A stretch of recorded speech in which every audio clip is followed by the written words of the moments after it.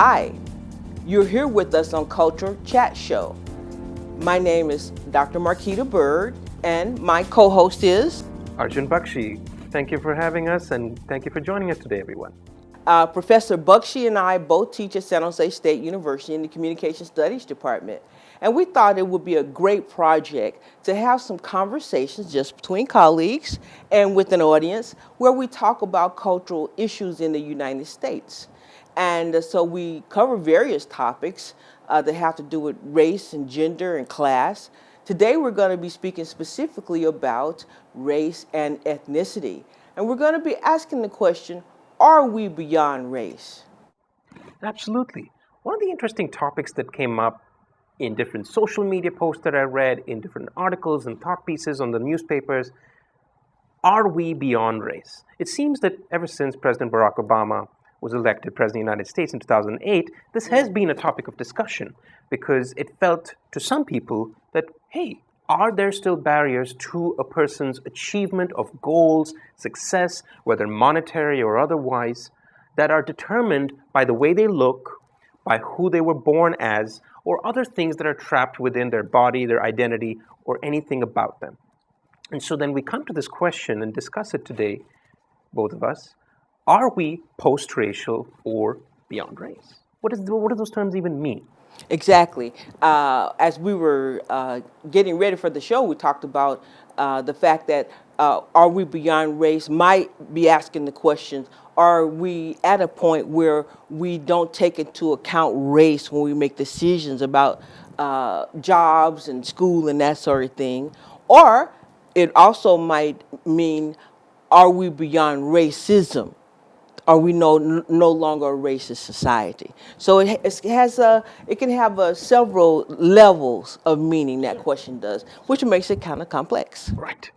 And so for the purposes of today's show, we'll try and think of it in terms of one's own ability to achieve things. How, with a degree to which is that limited by one's racial or ethnic identity? And I think you made some interesting points, Marquita, about generations and different perspectives on that. Yes, we talked about the fact that in order to answer that question, you really need to know who you're asking it of. We could talk about baby boomers, and that's my generation, and from my generation, we would say, no, we're not beyond race. Gen Xers, which would be my younger brothers, might say, well, it's around, but it's not as bad. But the millennials, as we saw at a recent conference that we went to, would say, oh, race is not important anymore. Why are we still talking about it? Because I have personal agency. And therefore, if anything goes wrong, I can just get my friends together and we can go do something. So they may say, yes, that we're post-race. So it depends on who you're asking.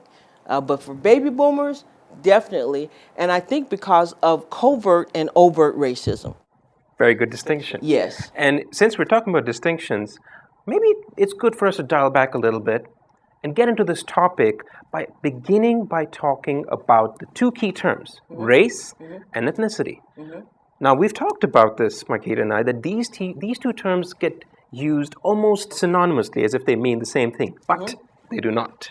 So, what is race, Marquita, according to your definition? According to my definition, as you would say, I would say that race is, first of all, you hear the term social construct.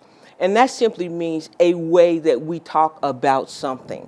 We've all agreed that we're going to talk about this phenomena that happens among human beings. And when we talk about race, the phenomena is variations among groups of human beings that are biologically determined.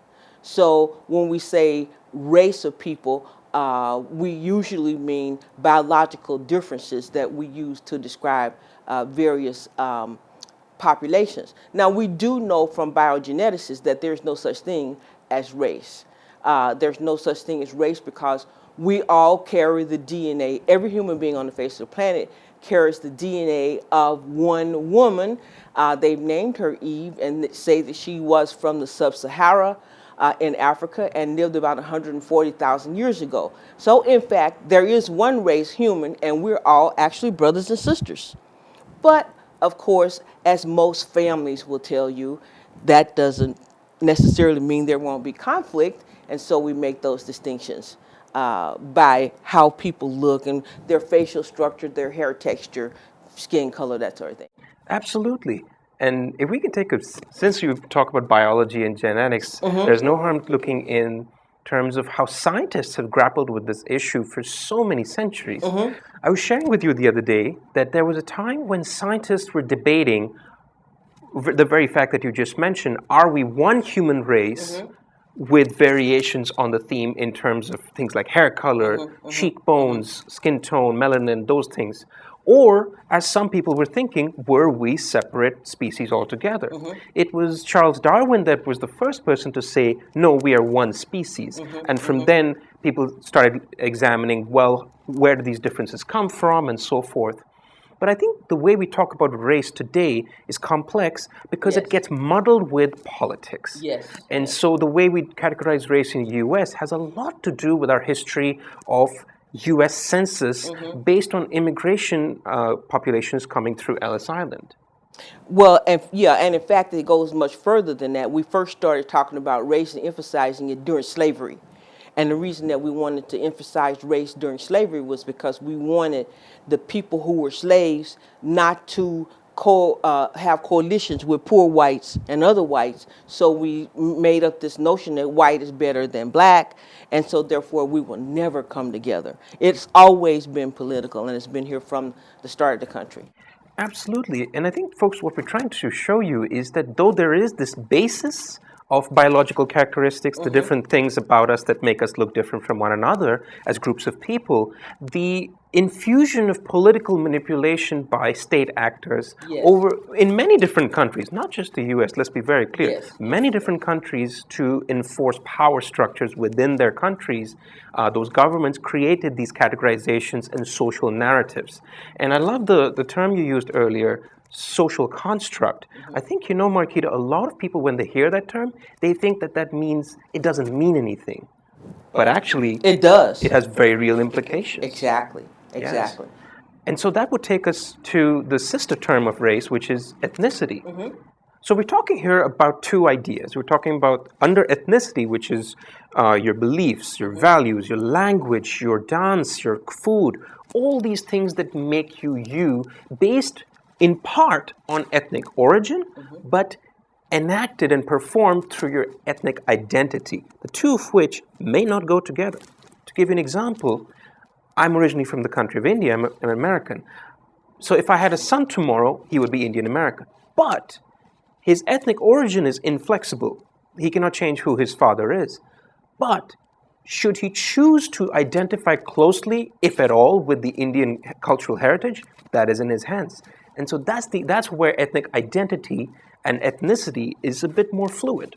It is. And we'll have to throw in here this whole discussion about whether or not you can be trans-ethnic because of the recent issues that we've had with a woman.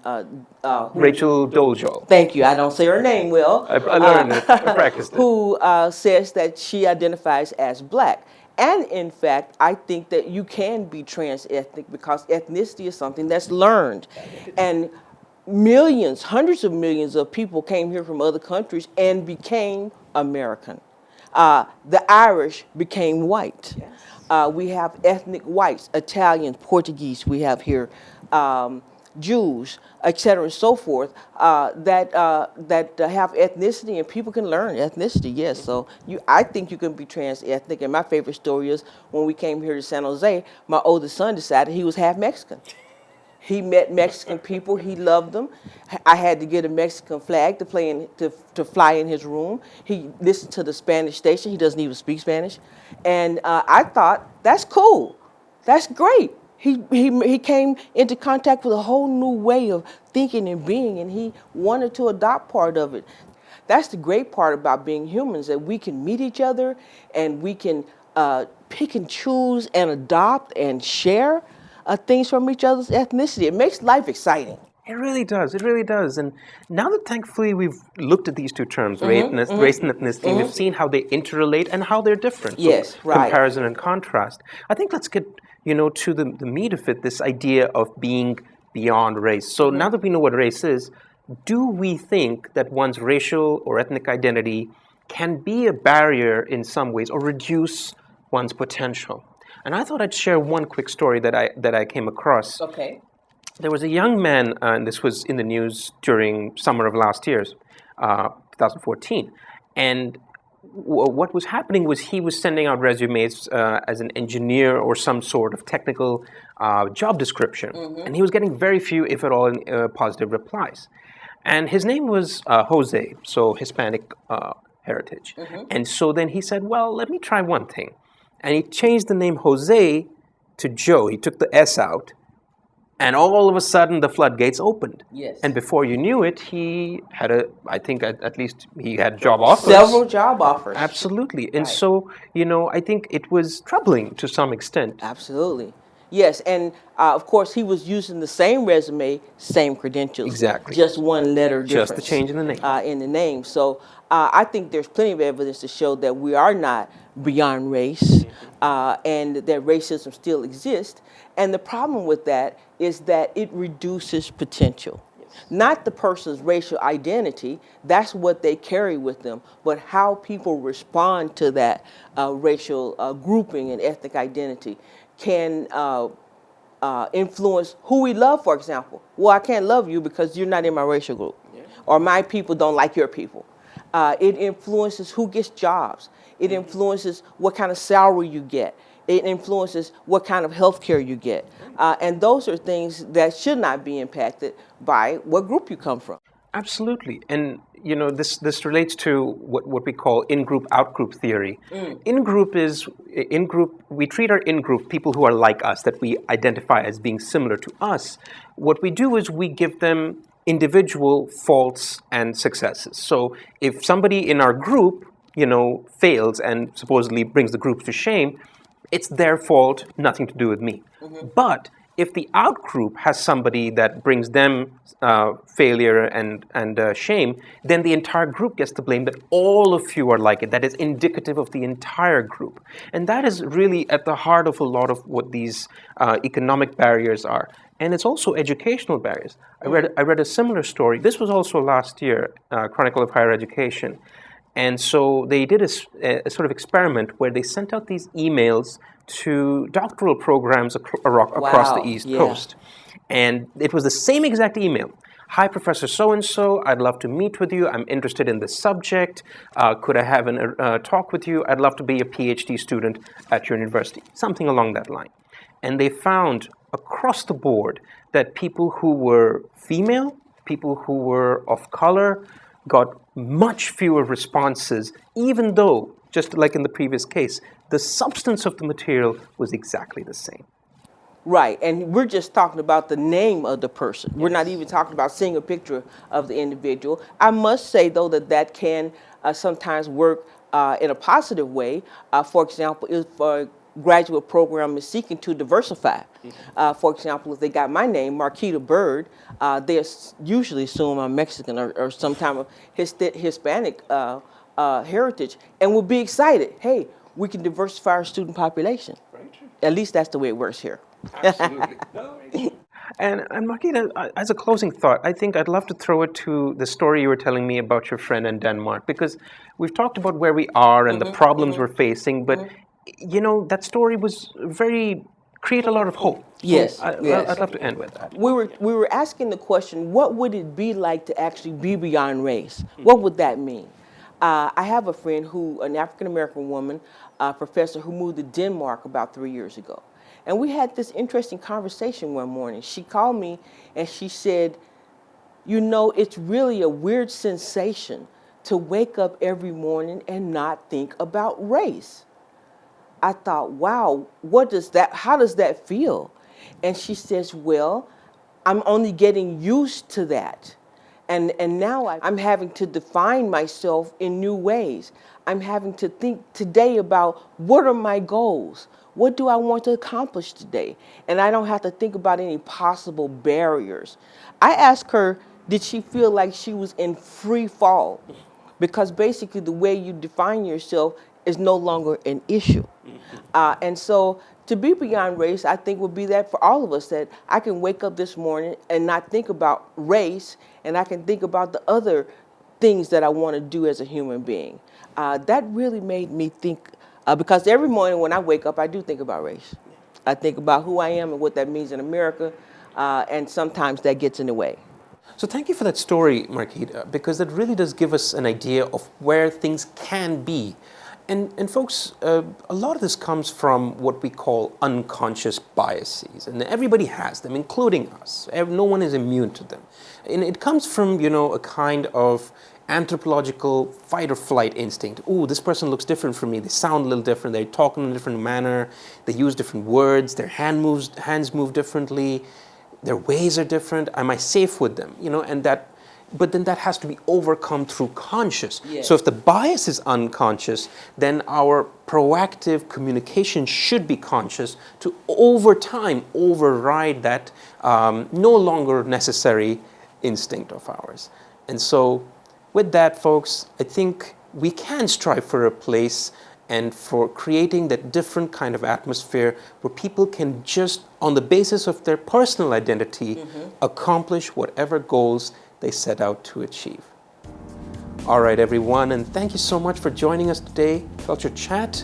Do catch us on the internet. We are on YouTube, where you're probably seeing this video, and subscribe to our channel. We're also on Twitter at Culture Chat Show. Drop a line on Twitter or comment on the video itself if you'd like to get your voice heard, and we will see you next time. Thank you. Thank you.